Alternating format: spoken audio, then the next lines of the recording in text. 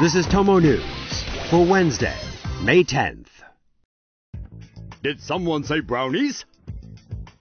Yogi and Boo-Boo may take the cake for most resourceful, but this Connecticut black bear clearly wins for persistence.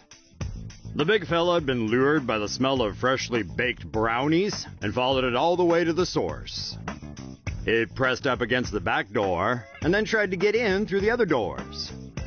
The terrified homeowner asked her neighbors for help, but no amount of screaming, pounding, or yelling could get the pesky bear to go away.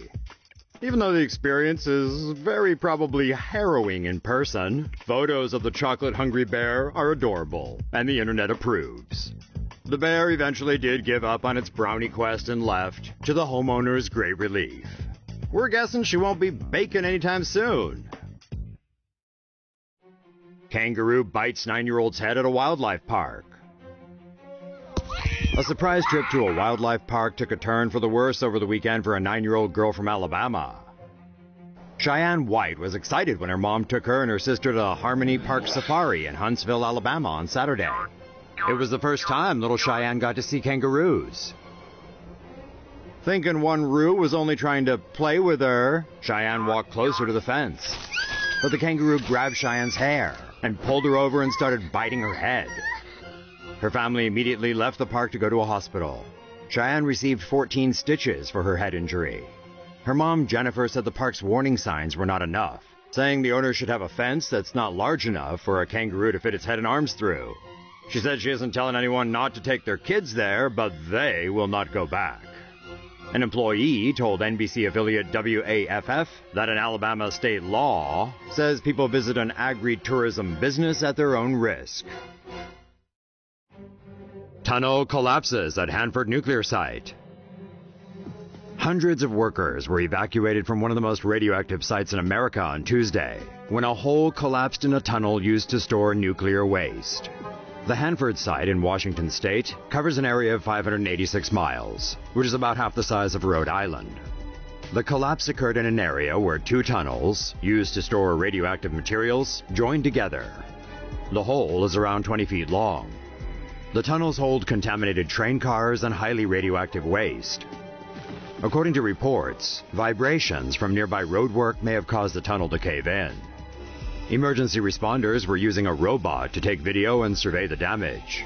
According to Energy Department officials, there was no initial indication that radiation has leaked from the area.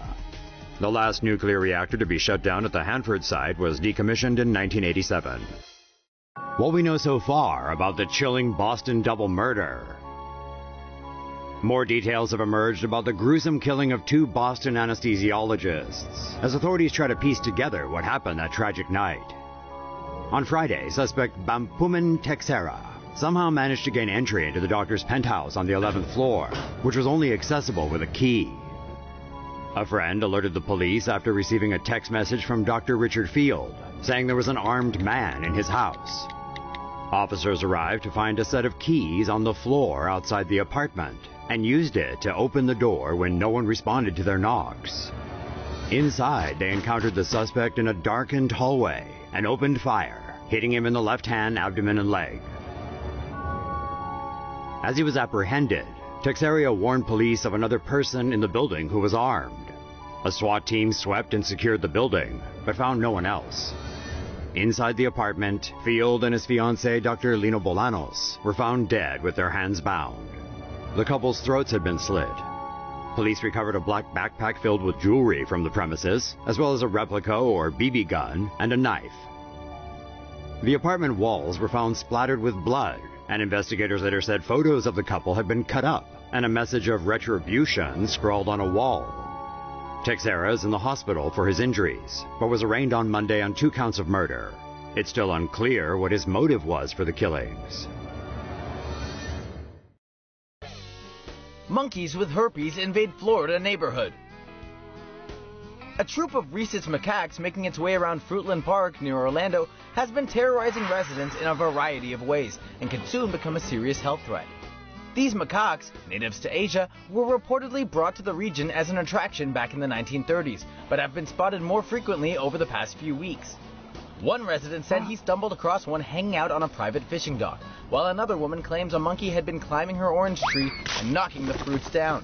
She also said one day she noticed some water dripping from a tree, but when she looked up, she realized it was actually a monkey urinating.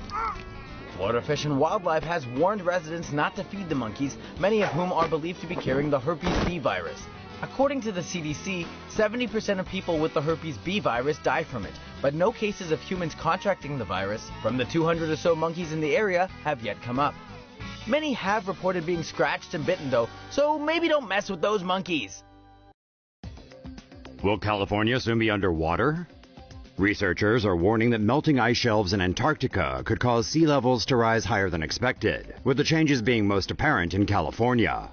Scientists theorize that due to the Earth's rotation and gravitational pull, melting ice in Antarctica, particularly in the western portion, is pulled toward the California coast.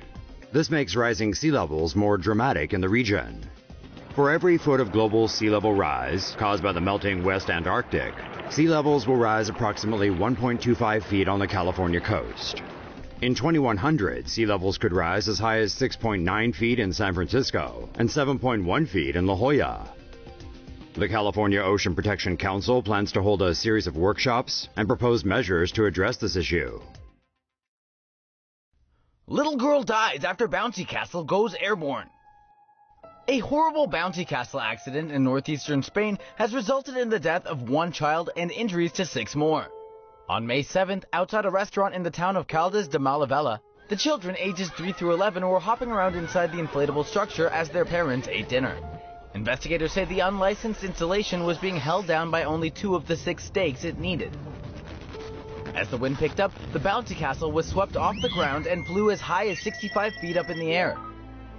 The kids were reportedly thrown from the castle, all suffering injuries. The structure landed 130 feet away from its initial position.